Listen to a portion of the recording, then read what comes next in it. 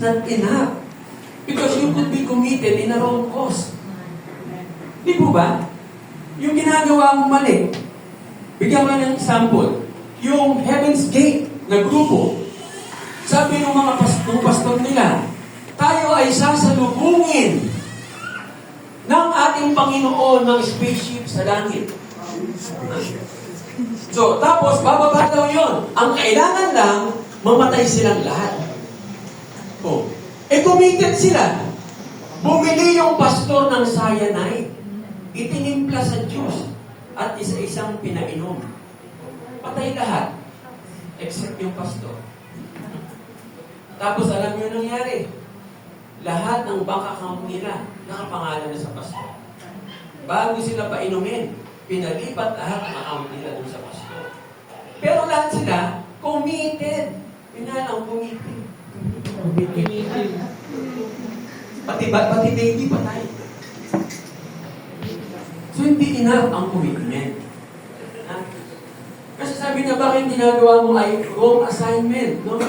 So, when you succeed in the wrong assignment, it means you fail. Kasi mali na yung pinuntahan mo. Kaya ngayon pa lang tanungin mo ang sarili mo, tama ba itong assignment ko ngayon? Tama ba itong ginagawa ko? Ito ba ay in line sa gusto ng Panginoon sa buhay ko?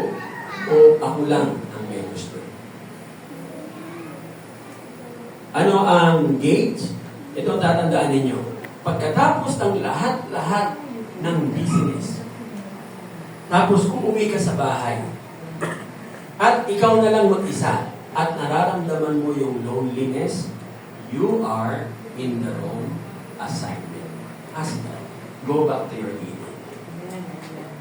Tandaan nyo yung the only treasure na meron po tayo ngayon is what? Time. So use our time.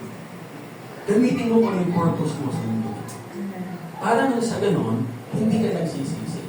Sabi nga, bigla kang tumanda. Na nagulat ka na lang, matanda ka na. Hindi mo nagawa kung ano yung purpose mo. So, huwag natin hintayin na mangyari yan sa atin. Amen? So, I will end here. Meron pa tayong kasunod, no?